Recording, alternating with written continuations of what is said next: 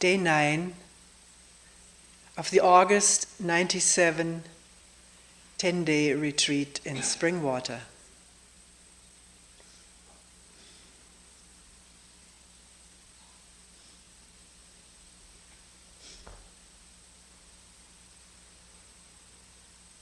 What a beautiful fresh morning,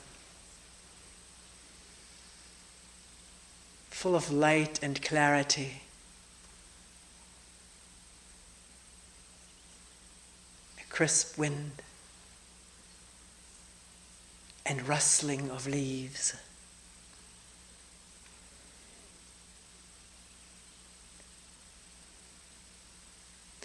This morning, sitting on the deck,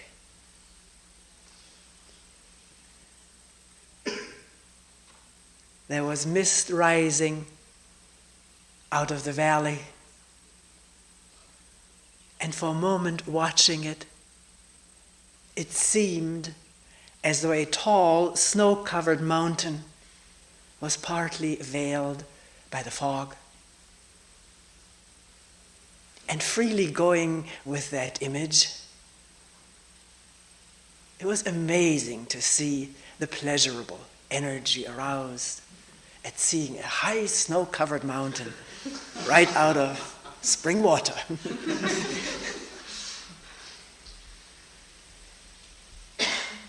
Then the clouds and fog dissolved. It was just blue sky.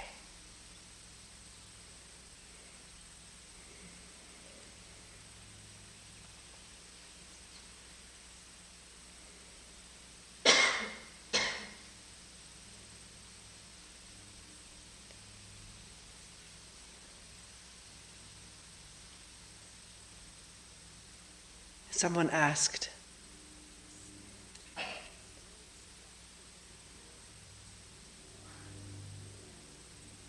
will the watching and observing and questioning of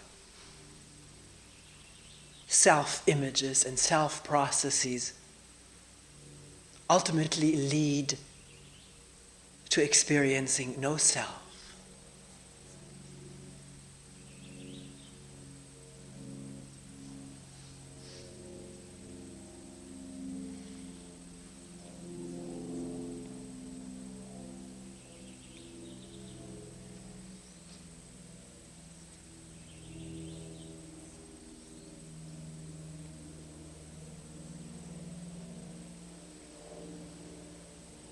And also several people in the last few days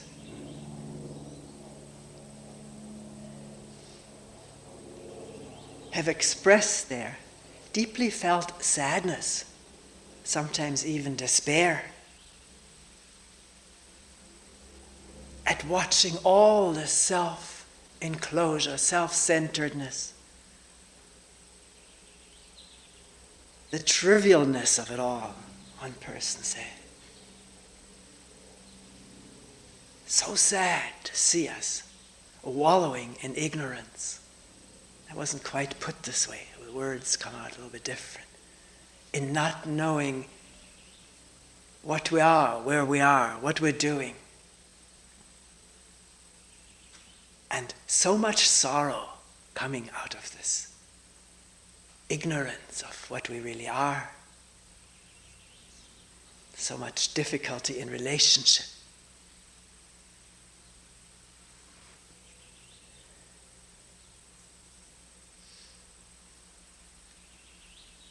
And someone else said,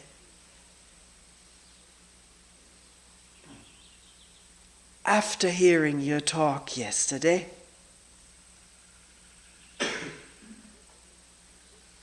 I sort of fell apart. And with it, my good concentration. There was a real disturbance. All kinds of thinking. And then noticing, trying to build up a good self-image again.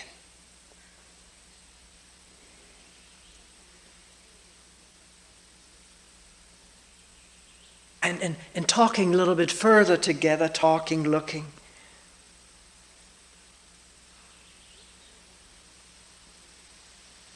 mentioning that there is awareness when we can say another image is being built up. It takes awareness, presence, energy. Not willpower, but presence with what's going on.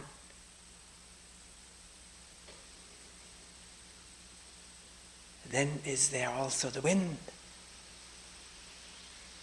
and the birds singing. And the question that came up from this person was, if I remember it right, well, what's the value of this?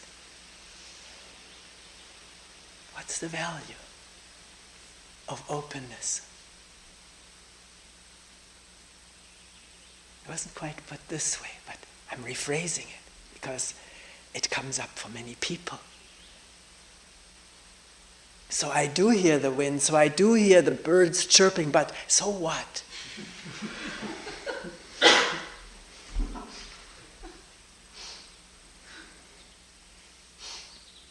How do all of these things fit together into one talk? We'll see. I don't know. We'll see.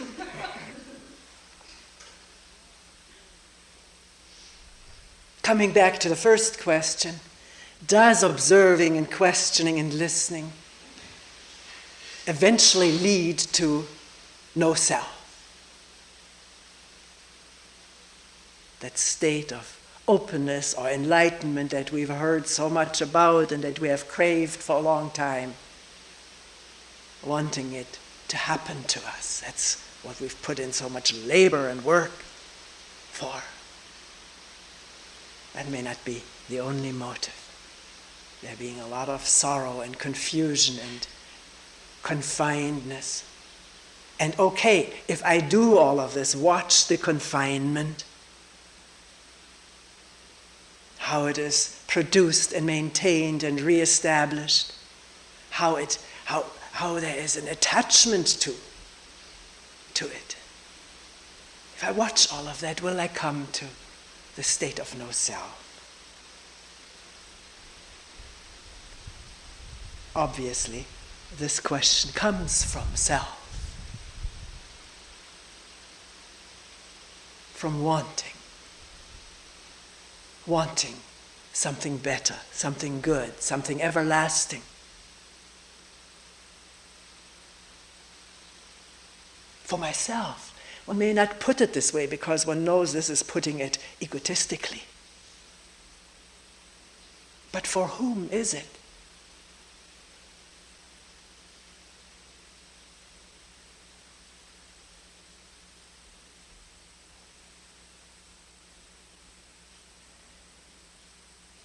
So, I don't know. I honestly don't know what leads to no self, to openness, because it is a false question. Nothing leads to it, it's here, but overlaid by fog and smog and clouds and mist and darkness, and wanting and fearing, and trembling, and pleasuring, and attaching to it all in an amazingly powerful, addictive way, which can be observed. Maybe in the beginning, just bits and bits and bits at a time, separated by spans, long or short spans of inattention. And nonetheless, awareness is back and reveals self-enclosing activity, self-centered thought, feelings, emotions.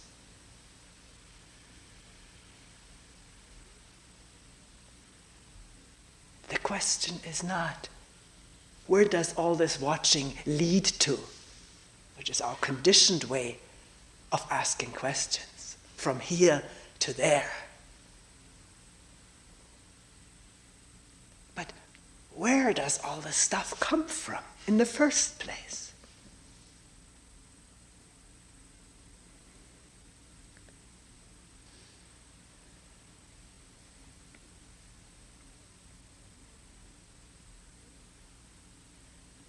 And sooner or later, anyone who is truly, deeply interested in all of this stuff and needs to find out, needs to discover and question, will come upon that openness because it's there. It's our true being, unadorned, unmanipulated by thinking. And in such a state of being, the word state is not very good, but I'm using it anyways, of openness, which probably everybody in this hall has experienced knowingly or not knowingly. In such an open state arises a thought, either now I've got it, or how can I keep it? Oh my God, where have I gone to? What has happened to me, or what will happen to me if I stay around here? A thought arises out of this open, empty nothingness. Of course you can say it arises from conditioned memory. But where does that come from? Where does everything come from? You and me. Life, the earth, the solar system, the galaxies. This whole universe, where does it come from? Because physics says today, maybe it's already superseded during this week, from the Big Bang. And it's an interesting thought, fascinating thing. That's infinitesimal space. Pretty much nothing. Unfolding into everything, the 10,000 billion things. Another interesting fact which has been committed to memory, so it can be brought up when it's a good time for it, reading in a book by a physicist, David Bohm, that 1 cubic centimeter of empty space contains more potential energy than all the matter of the universe combined. Now, you can't grasp this, that's the beauty of it. But it says something. This incredible potential energy of empty space, not yet formed. And yet a thought comes up and forming takes place in form of hurt or pleasure or anxiety, anger, or an idea of what I could build, write, compose, figure out mathematically, you name it. Of course, saying it once more, it comes out of what we call our endowments, our genes and inheritance. But where does that come from? Here we go again. Ultimately, not knowing, truly not knowing, by our thought and knowledge where everything comes from. That the only thing that's left to us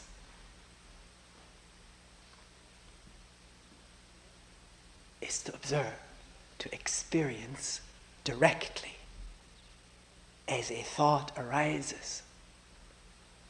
A memory about a tall mountain and the good feelings, awe, pleasure, maybe even a bit of longing that it evokes in this organism. And then dissolving again.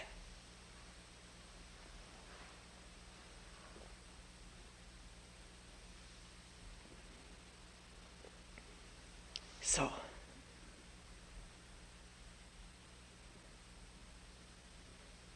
wondering whether this is a good question, whether observing the conditioned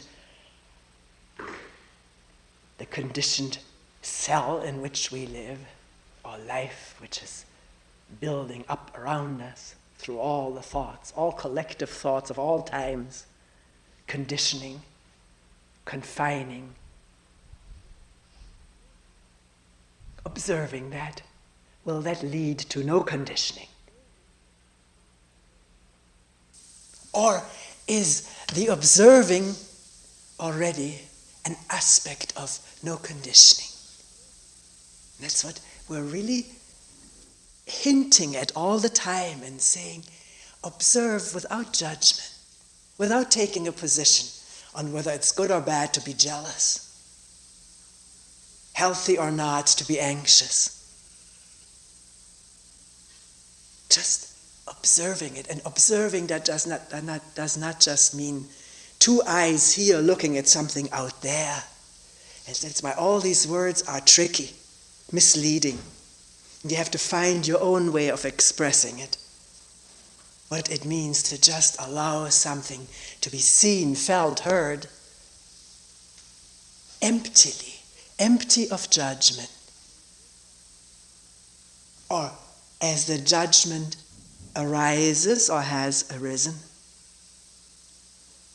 to see it as part of the conditioning and to see what it does, how it clouds the issue. Because what we have judged, we cannot see.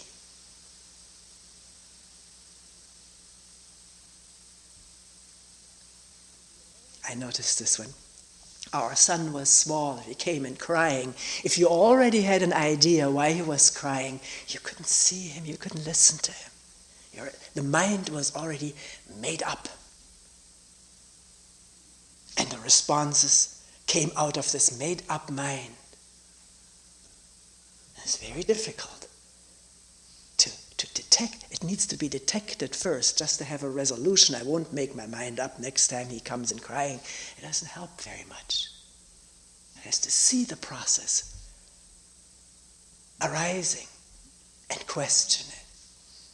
Question it whether it's in the way of listening and looking at a crying child in a new way, which cannot lean on the past. Even though the past can come in helpful, memories can help sometimes in trying to figure something out or understand something better, but it must always remain, that memory must always remain in the serving role, not in the master role of writing the scene. That is just from memory that one acts. But one sees and looks, and memory can be accessed, or it presents itself helpfully, tentatively, not definitively.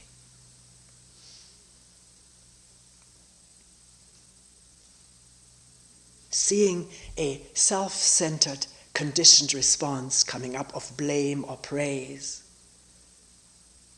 rejection or clinging, seeing that come up, does it lose at least some of its power to direct the action? When it's seen, can there be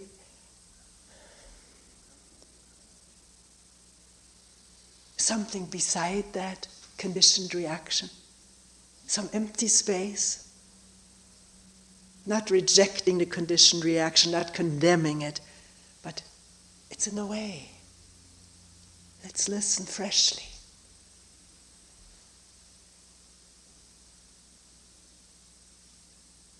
Is that the coming together of emptiness and conditionedness?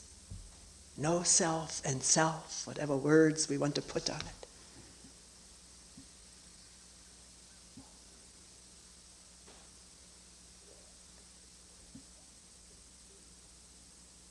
A moment of fresh looking at this longing to experience the state of no self. With space for the air to move, with a cool breeze.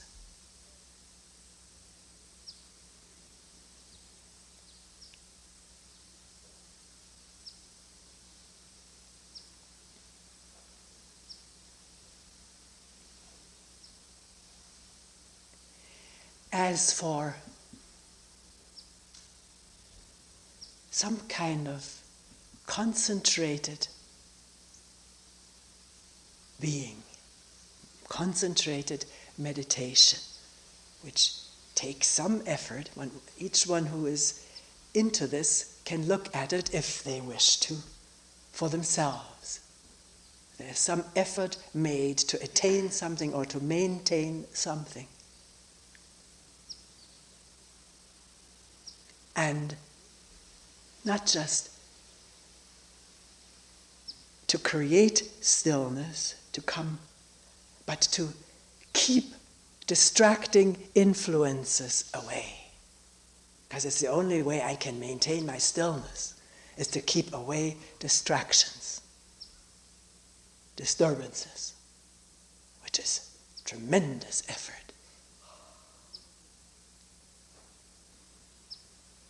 The whole thing reveals itself at the moment that disturbance breaks through the whole system.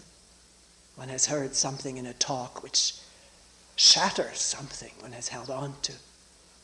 And like a flood dam broken, thoughts and emotions come into the picture, are aroused inwardly. And, as was observed very accurately, the end of concentration.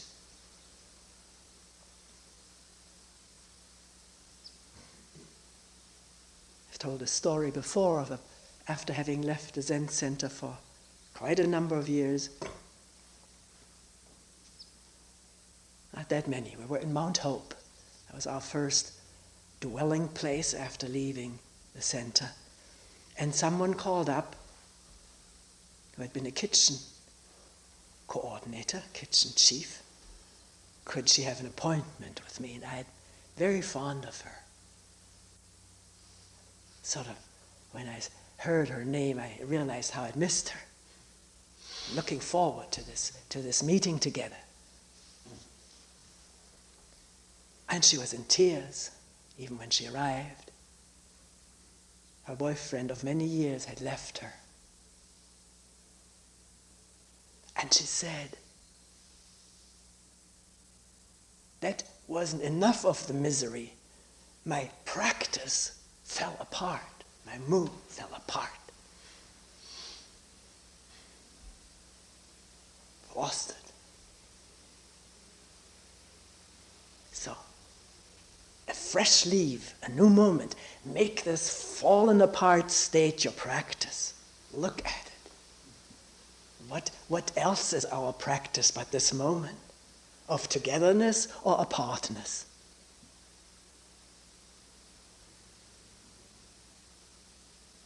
Look closely enough, because if we look closely enough and persevering in that, because it's so important, and at a moment of crisis like this, there's a lot of crisis energy to do something about the situation. And the doing is the not doing, the being with it. What is falling apart? We talked about it yesterday, the peels and peels and peels and layers of an onion. And when you come to the very middle of it, there's nothing in there. It's the end of the onion.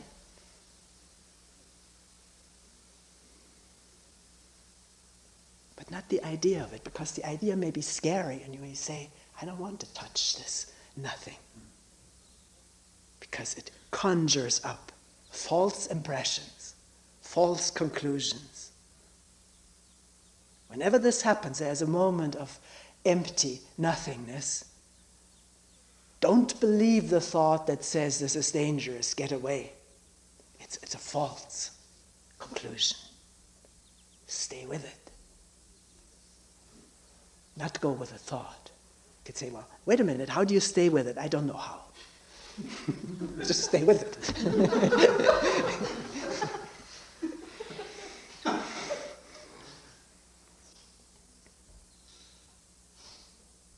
So, and then, this wasn't the end of this meeting. we're going on and listening to the birds in the midst of this fallen apartness or lack of concentration. Let's let the concentration go for the time being. We don't need it. All is needed is being here with what's there, this moment.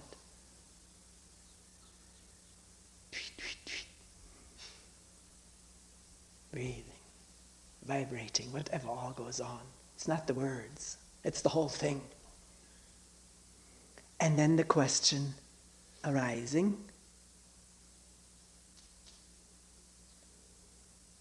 it was not a disparaging question, it was a sincere, serious question. What is the value of this?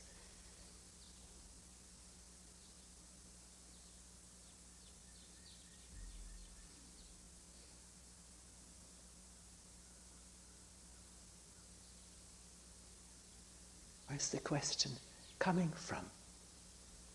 But our conditioned mind, which needs to assess things, measure them, put a value on them. It's programmed into our brains and our way of relating to things and to each other. What's the value of this person to me? None, so why bother? Great value, so I got to make an effort to meet them, get close to them. Can we see, by just touching it, how this asking for value already blocks up the view? Brings in the value system, measuring against that. And not this free openness of being, which probably, very likely, has no value whatsoever. Because it's incomparable, immeasurable, unthinkable, and yet alive.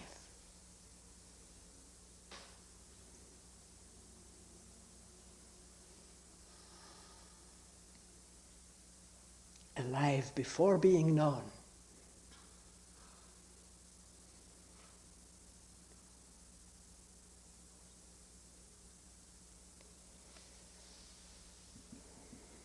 So, coming to the sadness, the despair, the sorrow expressed by several people, maybe felt sometime or other by all of us. Not maybe, it is felt by all of us.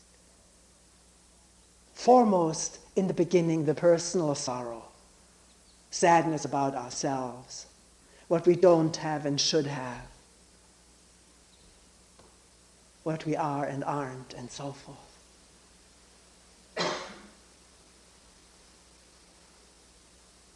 Personal sadness about ourselves while thinking about ourselves and comparing that with the thought of how we ought to be, and the sadness at the discrepancy of what we see we are and what we think we ought to be. But as one person expressed it in a group,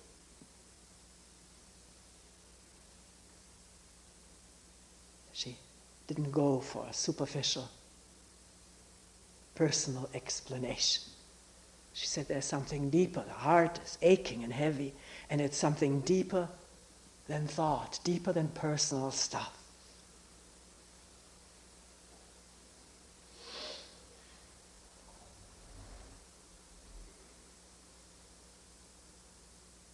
And because reference was made by several people of what is revealed in group meetings.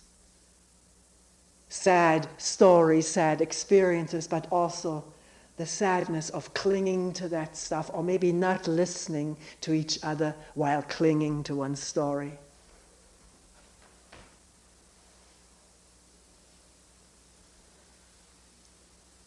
sadness, about our incomplete or missing relationship with each other, blocked relationship with each other.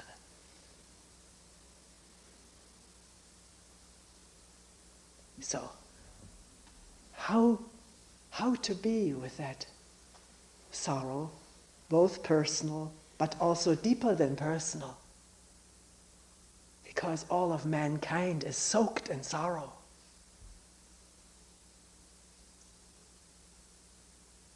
Has been. For a long time. So how to be with it, how to see it? Because sometimes there's confusion, one feels or thinks from social upbringing that one ought to cry, express to others and to oneself that one sees the sorrow. One's not quite comfortable with it. It's not quite natural, or it has become quite natural. And I'm not putting down tears, cried at hearing about the sorrow of humanity. But it needs more than crying with it. It also needs understanding it. To see it wisely, clearly. Not just for what it is, but how it is, how it comes into being.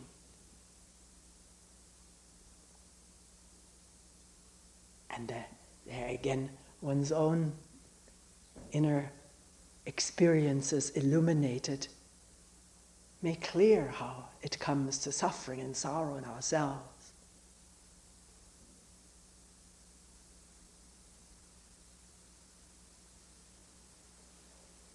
Is it? Is it clear?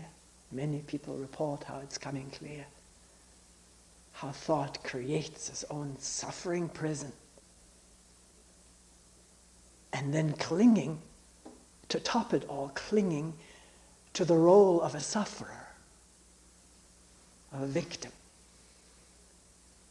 And not wanting to let go of that role. And at the same time, because we're so fragmented, at the same time complaining about our hardships. And all of it being conditioned modes of being. Of course you could say, there are earthquakes and floods, and I just read a Newsweek of the destruction, or almost destruction, of this lovely little island, Montserrat, by volcano, which used to be called the Emerald Isle. All green, fertile from all the ashes deposited 400 years ago during the last eruption. And now the capital destroyed, most of the people gone. Just gray ashes down the hill. And still stuff coming.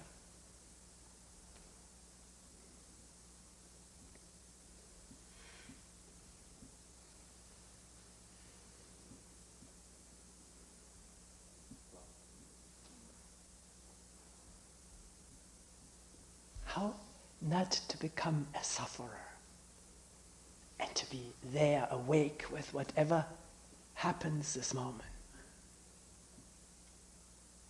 And out of this awakeness comes right action and a lot of energy.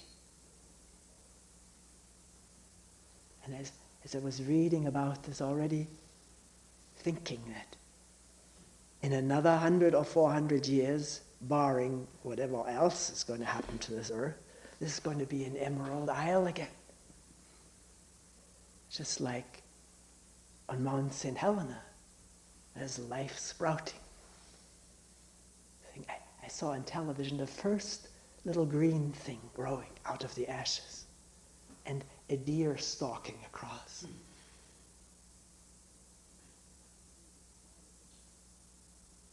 Also, it comes to mind right now, reading a while ago about a handicapped cleanup of that 3 mile island reactor, which had a shutdown meltdown.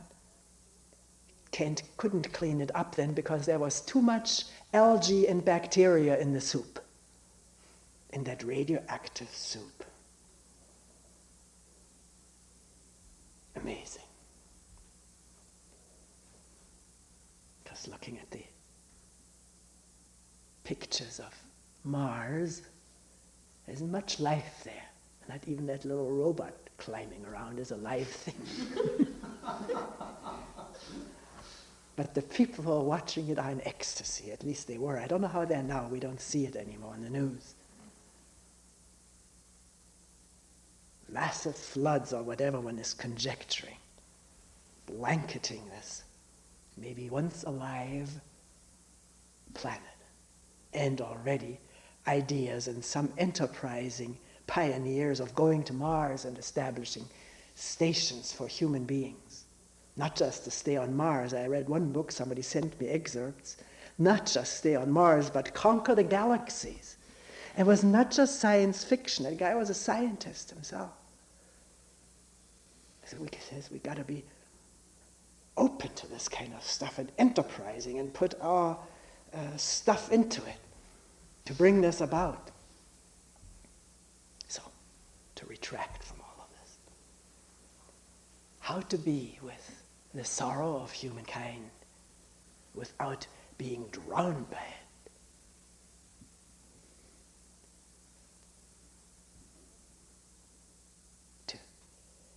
To feel it, to behold it, and to understand it. Through oneself, because we are all humankind. The divisions that are made are thought created.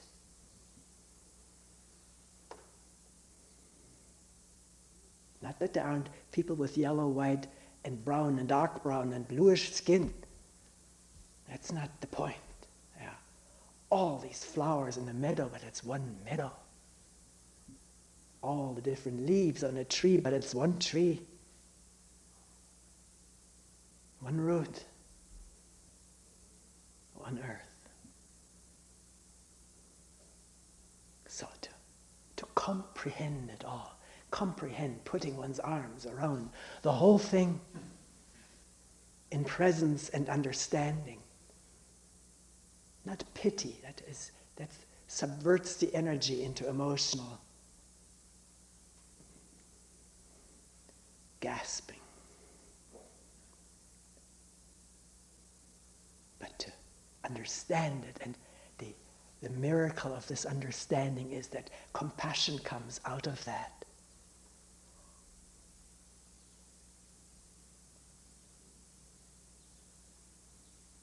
Passion with it all.